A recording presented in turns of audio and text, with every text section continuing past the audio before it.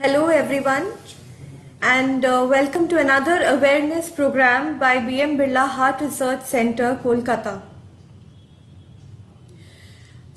Do you know that the main risk factor for developing cardiovascular disease is hypertension? Rather, not even the heart. It can also lead to damage of your kidneys, your brain, your eyes.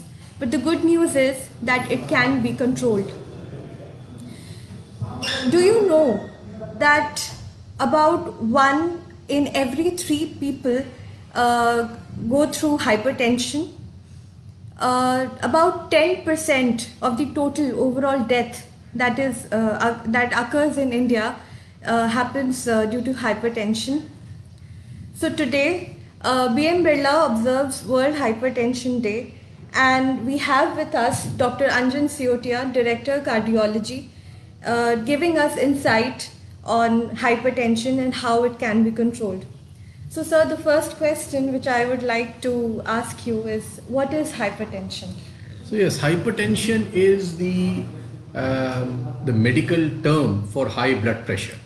Okay, so hypertension means high blood pressure. That's what it is. Okay. So, sir, can hypertension be cured?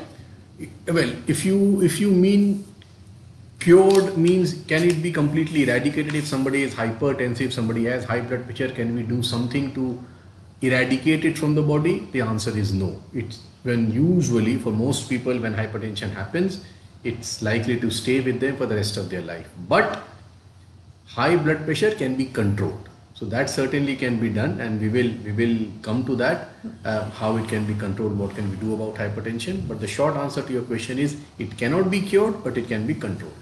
Okay. Sir, is it I have heard that it is very necessary to keep on checking the blood pressure, Yes, and yes. Because it's something that people experience on their daily lives. There is fluctuations in the Yes, pressures and yes, everything. yes. So, sir, how big is this problem? So hypertension is a big problem. Okay, so I think more people all over the world suffer from hypertension than any other serious condition. Okay, hypertension, as you said earlier, hypertension is responsible for a lot of deaths, and hypertension is also called silent killer. The reason it's called silent killer is for most people with high blood pressure, for most people with hypertension, there are no symptoms. Okay, it does not cause any symptoms, but it just slowly damages various organs of our body. So it put pressure on the heart, it can cause brain strokes, it can cause heart attacks, it can damage your kidneys, it can damage your eyes. So it can have a detrimental effect on a lot of various organs of the body. And it happens slowly. It does not happen in one day usually. It happens over a period of years and decades, not even weeks and months, decades. When you have high blood pressure for a very, very long time, these organs get damaged, and then at some point of time later on, usually in the life, it manifests as increased risk of heart attack or brain stroke or kidney damage or eye damage and things like that. So it is very, very slow. The exact incidence, your question was how big is the problem. So the exact incidence of hypertension is very, very difficult to gauge. And the reason I say that is the definition of hypertension has changed over the years. Okay, so when we were in medical school, I'm talking of 20-25 years ago, the threshold for blood pressure was 140/90. Okay, but gradually, I mean, and some people in some countries like England, the threshold to treat somebody for hypertension would be 160/100 even. Okay. And we will come to that, the threshold for hypertension and the treatment. But recently, studies in America have shown that lower blood pressure is even better. So there was a study in America which showed that a blood pressure of 120/80 is better than a blood pressure of 140/90. So if you use that definition of 120/80 rather than 140/90, then a large number of people all over the world would be hypertensive. Okay. I would say half of the world's adult population may be counted as hypertensive. Whereas if you choose a definition of 140 by 90, then the numbers may be much lower. So it depends on what threshold you use, the total number, the size of the problem will vary. Okay. But whatever you do, whatever definition you choose, the total number of people with hypertension is huge, and it is a huge problem because people don't get symptoms from it, and it is a silent killer. So sir, okay. So the question is, like, blood pressure, we have seen it fluctuates a lot in people. It's a very common thing which happens, and like these fluctuations, are these very common, and is like, how can one gauge that he or she has high blood pressure? So there is the only way to know if somebody has high blood pressure is to check the blood pressure. Yes. Okay. Yes. So we sometimes get people coming to us saying, "Oh, doctor, I know when I have high blood pressure and I feel something," but that's very unusual. Okay. As I said, high blood pressure does not cause any symptoms. So because it does not cause any symptoms, people don't know that they have pressure. Right. So the only way they can know that they have high blood pressure is to check their blood pressure. So you have to either go to a doctor, a clinic, get your blood pressure checked, or buy these automated BP machines, which are these days easily available in various shops, that you can keep at home and check your blood pressure regularly. And when you check your blood pressure, you will know whether it is normal or it is high.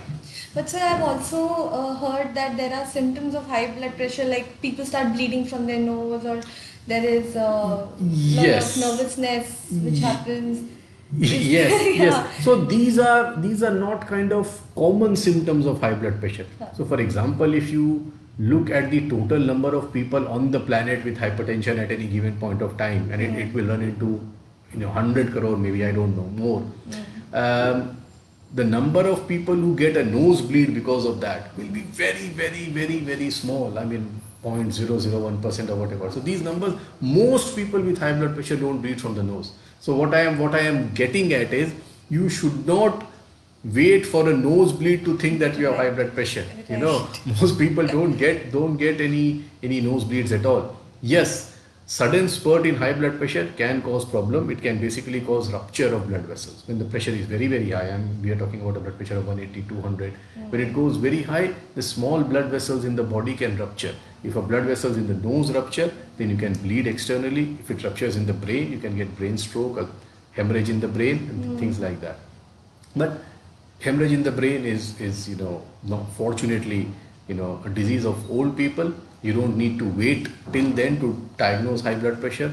Most people, after the age of, I would say, 25, 30 years of age, should have regular blood pressure check. Once every month, once every couple of months in young people, and see what their blood pressures are. So there is no age Yeah. factor in. Yeah. So as we grow older, our risk of getting high blood pressure or hypertension increases. Okay. But the fact is, so in the past, the textbooks of medicine say after 40 your risk is very high. But nowadays we are seeing young people in their 20s with high blood pressure. We will talk about the causes of pressure and all, but I think stress plays a huge role these days. So stress is one of the commonest risk factor for high blood pressure. Okay. And everybody seems to be stressed these days. Students, school students, people applying for jobs, people wanting to get past an entrance exam.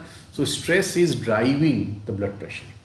So I think it's not a bad idea to have blood pressure checked even for younger people, younger adults, or if there are any, especially somebody with a family history, somebody with headaches, which is, a common symptom sometimes that people get with high blood pressure.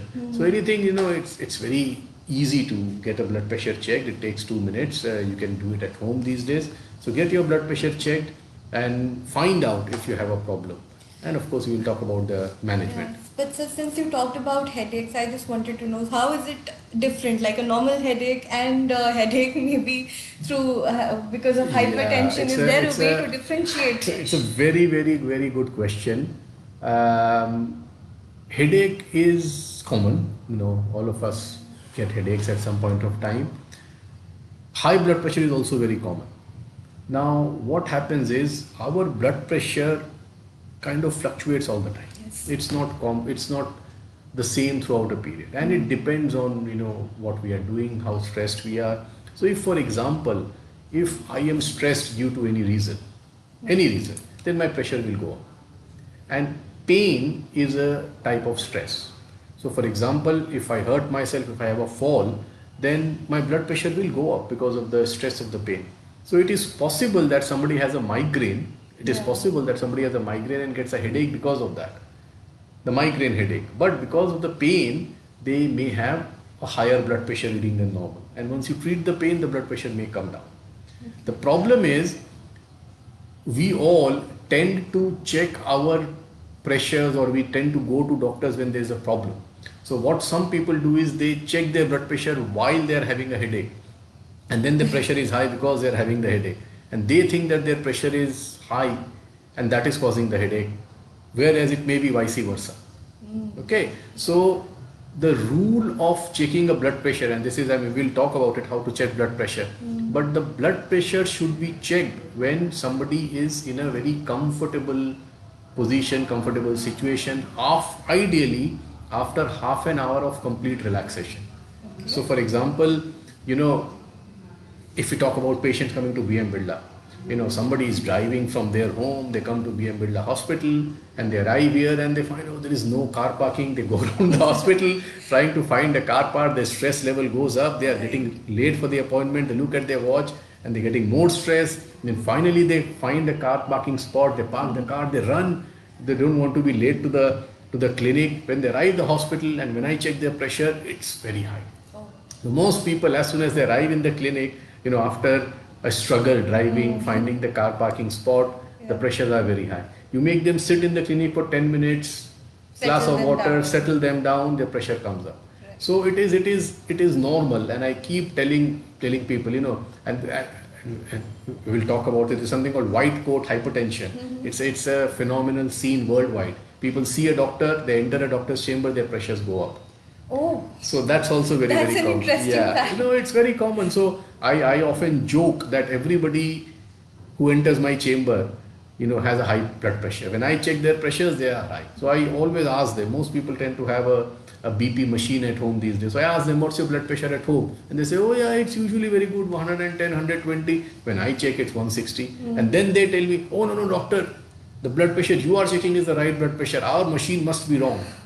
So I have to tell them, I usually tell them that no, that's not correct. It's not necessary that your BP machine at home is wrong just because it's an automated machine and just because I am a doctor and I have to be right. No, it's the blood pressure that fluctuates. So at home, you are in a relaxed place, your blood pressure is normal. You come to the hospital, you see me, you're stressed, and there's something called white coat hypertension, so your pressure is high. So, right. So what are the causes of, like, one thing which you mentioned was stress. What are the other things which can... So there is no kind of single specific cause for hypertension. Okay. So we call it idiopathic. Idiopathic means there is no cause for hypertension.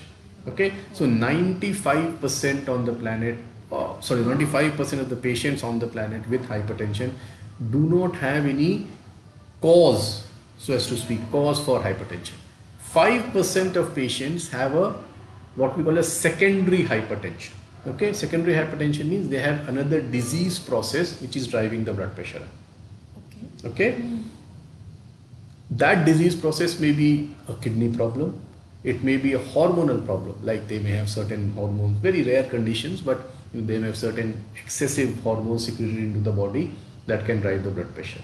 They may have, for example, a small tumor somewhere in some glands of the body that is secreting a hormone which is driving the blood pressure. They may be taking a medication sometimes that may be driving their blood pressure. So there are small proportion of people who have a cause for hypertension, and we call this secondary hypertension. Okay, so we try to, this is probably getting too technical for lay people, but we do try and look for causes in people with very young people or old people with very high pressure, to look for a secondary cause. But that's only 5% patients. 95% of the people with high blood pressure, with hypertension, do not have a cause as such. But there are risk factors. So what are the risk factors? As I mentioned earlier, stress. Stress is a very important risk factor. Bad diet. So people who consume a lot of junk food, a lot of salty food, okay, processed meat, salt, chips, all this cause high blood pressure. Okay. So that is a risk factor. Obesity. So people who are obese, they are prone to get high blood pressure. People who don't do any exercises, high blood pressure. Excessive alcohol. So little bit of alcohol is okay. Excessive alcohol can cause hypertension. Smoking drives your blood pressure up, so that causes hypertension. So these are some of the common risk factors for hypertension: sedentary life, obesity, bad diet, smoking, excessive alcohol, stress. These are the things that can drive the pressure. Okay. So, this is like patients who are suffering from hypertension should obviously be consuming food which has less salt. Absolutely. And so we will talk about the the management of hypertension. When we talk about the management, we can we'll kind of talk about the non-pharmacological and the pharmacological management. Okay. So before that, I would like to ask, what is the correct way of measuring blood pressure? Yeah. So we kind of touched upon that. So first thing is that the patient should be in a relaxed state. Relaxed state. Which is very difficult to get these days, by the Yes. way. We are always running, we are always stressed, we are always working. So unfortunately, hospitals or doctors' clinics are not the best place to measure blood pressure, because you're bound to get stressed when you go to a hospital. When you go to a hospital, the environment itself makes you stressed, and you're anxious about what the doctor is going to say, what problem I have got, what is he going to prescribe. So all these thoughts, subconsciously it keeps coming to the mind. So doctor's chamber is a bad place to measure blood pressure. Okay, so the best place is actually, I think, home, patient's home, and they should, as I said, they should measure it half an hour after complete relaxation. Okay. That's one thing. No tea or coffee in that half an hour. Okay, patient should be either in a seated position or even lying down is okay. The arm should be at the same level as the heart. So if you're seated, your arm, you put the pressure cuff here, it should be at the same level as the heart. Now, when we were young, we were told to measure the blood pressure in the left arm, because because the artery of the left arm comes directly from aorta. So that nowadays the recommendation are that when the first time somebody is having the blood pressure checked, they should have it checked in both the arms, left and right. Okay, and then a doctor can tell which arm has higher blood pressure. Most people have some difference. Nobody has exactly the same blood pressure in the two arms. So for example, in one arm, the blood pressure may be 120, in one arm it may be 125, let's say, for example. So you know that this arm, the right arm, has a slightly higher blood pressure. So so from then on, all the readings should be taken in the arm with the higher blood pressure. Okay. So you should not check the blood pressure in the left arm if it has 120 and the right has 125, and then you should check it in the right arm subsequently. And ideally, you should then check at least 2 or 3 readings, and then choose the lowermost reading as the correct reading for that patient at that time. Okay. So this is something really new. This is something I'm new, learning today. and this is something that nobody ever does. Yeah, yes. Which absolutely. doctor? Yeah. So these are kind of recommendations. Kind of, that's something that is taught to medical students and taught to doctors. Yes. But nobody on the planet, well, I wouldn't use the word nobody, Yeah. but 99.9% of the doctors do not have time or patience or enthusiasm to check 5 times. Check in left arm and right arm. Okay, left arm is bigger or right is higher, so 3 times in the right arm. Nobody does that. So we all check the blood pressure once only, and we rely on that reading, although it is, as I just said, not very reliable, but we still do it. So this is the right way of checking blood pressure for someone who is at home. People listening, lay people, they can do it at home themselves, so they know which arm has a higher pressure, so use that arm for all subsequent BP measurement. Right. And rather than one reading, maybe take 2 readings 5 minutes apart, and whichever the lower one is, consider that as the kind of accurate blood pressure. Accurate blood pressure. True. Okay. So, sir, what are the treatments available for hypertension, for treatment of hypertension? Yeah. So before we come to the treatment, I would like to spend a few minutes on the diagnosis of hypertension. Diagnosis. Okay. Okay. And the reason I say that is it is a very important disease. It is a very common disease. And the truth is, when we talk about hypertension, we doctors, there's something called the rule of half. Okay. Rule of half means if, for example, you have 100 people with high blood pressure, 50 never get a diagnosis of high blood pressure. They never have their BP checked. Okay. Only 50 have their blood pressure checked and marked as high blood pressure. Of the 50 who have the blood pressure checked, 25 will never take medicines. Only 25 will take medicines. Okay. And of the 25 who take medicines, only half, 13, will actually have their blood pressure controlled on medications. So out of 100 people with high blood pressure on the planet, only 12 will have their blood pressure controlled on medications, the other 88 will not. So this is the problem with high blood pressure. Okay, so it is very, very important to diagnose. And to diagnose, it is very, very important to check your blood pressure. So the first thing before we move on to the treatment for hypertension is, first of all, confirm the diagnosis by checking blood pressure. And as I said, for me as a doctor, it is very, very challenging sometimes, because everybody who comes to my chamber, or almost everybody who comes to my chamber, has high blood pressure. Okay. Is it the white coat It syndrome? is the white coat syndrome. It is the white coat syndrome. And when I tell people and they say, no, doctor, my blood pressure is 120. How can it be 160? And then I tell them, no, I have that effect on people. Their pressures go up when they see me. So, I check everybody's pressure when they come to my chamber as a part of my examination. But funnily enough, I don't actually trust what I check. I don't believe that somebody's pressure is 180 by 110 because this is what it is showing in my chamber. So what do? So I either depend a lot on their home BP monitoring. I ask them, what is your blood pressure reading? I tell them, if you have a machine, why don't you do one thing? For a week, check your blood pressure 3 times in the day when you're completely relaxed, make a diary, and then come and show it to me after a week. So that's one very good way of knowing what their pressures are doing. The other is, we can do a test, and it's a test that I am doing increasingly more and more these days. It's called 24-hour ambulatory BP monitoring. Okay, so basically it's like it's a machine, a BP machine that we give you. You come to the hospital, we give you that machine, you put a cuff in the arm, and it's attached to your body with a belt, and you take it home. And that machine checks your blood pressure every half an hour for 24 hours. So you come back after a day with 48 readings of your blood pressure, and we look at what the average blood pressure is. Okay. Throughout the day, when you are sleeping, when you are working, when you are running, whatever. And it gives us an average. So it gives a very, very good idea of what somebody's blood pressure is.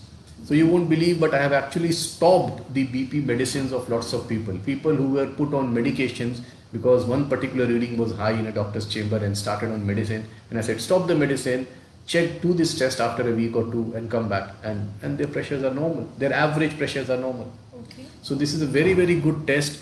And these days in England, doctors are not allowed to start somebody on BP medicine without doing this test. So all the general physicians, they are given this guideline by the government that every patient who you find to have a high blood pressure should have this test first, and then only start them on medications. Okay. So it's a very, very good test. If you don't have a BP machine at home, then you should, anybody listening to this should have this test done first. It's a cheap test, 2,000 rupees or so, maybe less than that. And it can save you a lot of money and will save you from taking unnecessary medications. Okay. So do this test, confirm the diagnosis. Once you confirm the diagnosis, then only go for treatment. Sorry to interrupt in between. I just wanted to ask, since this is a digital age, a lot of people we see are wearing these watches 24/7, which keep on monitoring their blood pressure and heart rate and everything. How reliable is it? I'm not the best person to answer that question. You should ask the companies which are manufacturing these devices, but I would suggest that they are fairly good. Okay, because our blood pressures are fluctuating all the time. So nobody has the same blood pressure of say 120/80, which is kind of the benchmark. Yes. A lot of people think that their pressures are 120/80 all the time. Yeah. It is not possible. Not a single person on the planet will have the same blood pressure throughout a 24-hour period. So our body is designed in such a way that our pressures fluctuate, and they fluctuate according to the metabolic needs of the body. So for example, if you are sleeping, your requirements are very, very low. So your blood pressure will be low. So most people, almost all of us, will have lower blood pressure at night than when we are awake. Okay, when we are getting up in the morning, our body tries to prepare us. Body knows that you get up, there will be stress, you will be working. So in the night itself, early hours of morning, certain chemicals are secreted into our body. They tend to increase the blood pressure. So our blood pressure starts to go up even before we wake up. And when you wake up, it will be high. Then you start running or jogging, go to the gym, it will be even higher. And then you are rushing, trying to catch a train or a bus, pressure even higher. Yes. Then you reach hospital, and then your boss starts shouting at you even higher. Right. So it's completely, it's a zigzag line. So nobody will have a line like that. It's always up and down, depending upon your needs, depending upon your mental state. So at what point of time during that 24-hour period you have checked your blood pressure. Yes. So that's only one single reading. Right. Whereas if you do this 24-hour monitoring or maintain a diary with 4 or 5 readings, you can get a better idea about your blood pressure status. Sir, I wanted to ask you about uncontrolled hypertension. What exactly does it mean? What is uncontrolled hypertension? So before I answer that question, I have not answered one of your previous question, which was about treatment of hypertension. Okay. So first let's talk about treatment for hypertension, and then we will talk about uncontrolled hypertension. So when we talk about the management of high blood pressure, so I would divide the management into 2 categories: non-pharmacological measurements and non-pharmacological measures and pharmacological measures. So non-pharmacological measures means lifestyle changes basically. So if somebody is obese, you ask them to lose weight. Somebody is not exercising, ask them to exercise every day. Get them to see a dietitian and improve their diet. So avoid junk food, avoid processed meat, avoid basically salty stuff. Yes. Too much of salt is bad for pressure, so reduce the salt intake. and there is very good evidence that if you lose weight, then for every 1 kilogram of weight loss, your blood pressure may come down by 3 to 4 points. Okay, if you cut down on salt intake, again your blood pressure may come down by that much. So salt reduction and weight loss is very, very important. Lifestyle modification. And if you're smoking, stop smoking completely. I mean, it's not good for any organ in the body, also for blood pressure. If you're consuming too much of alcohol, then cut down on alcohol intake. Stress management. Again, we can go on about stress management for days, but to cut a long story short, try to cut down on your stress in whatever way you can. It's not very easy, I know. Yoga and relaxation exercises, these also help. So yes, these things are very, very important for anybody with or without blood pressure. For blood pressure patient, they are more important. Okay, because blood pressure, as I said earlier, is a silent killer. You don't have any symptoms. Okay, and if it goes on for years and years, it will lead to heart attacks, it will lead to paralytic strokes and things. So we should check our blood pressure at regular interval. If it's high, initially try for these non-pharmacological measures.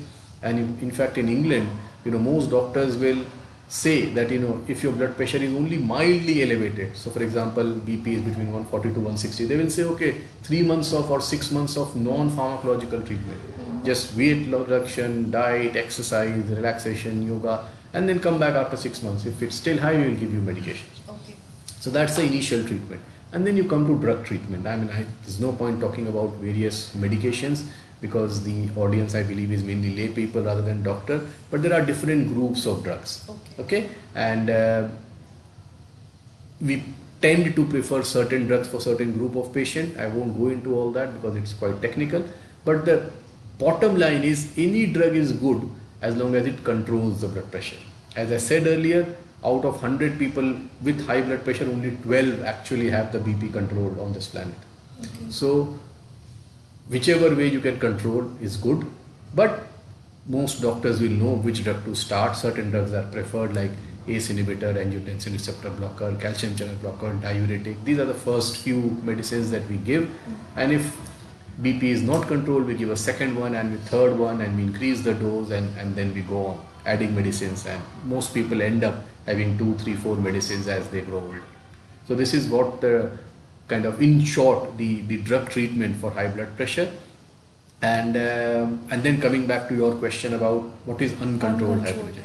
So uncontrolled hypertension is, when people have their blood pressure not controlled on, at least 3 medicines. So there are loads of people like that who are already taking 3 medicines, including a group of drug called diuretics. And if in spite of that their blood pressures are high, then that's called uncontrolled hypertension. So again, the treatment is the same. You add more medicines, you emphasize more on non-pharmacological measures, and then in these patients we also look for that condition that I mentioned earlier called secondary hypertension. So you look for other causes. Right. So whether they have an hormonal imbalance or something that is driving their blood pressure up. So you kind of treat that if you can find it.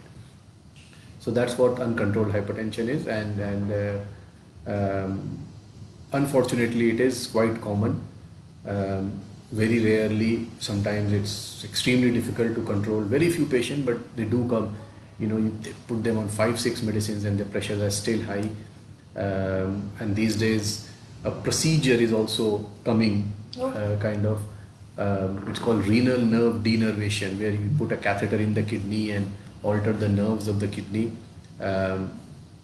It's very, very new. It's only just come to India. And this is also something that we can think of in people with uncontrolled hypertension who are not controlled on multiple medications.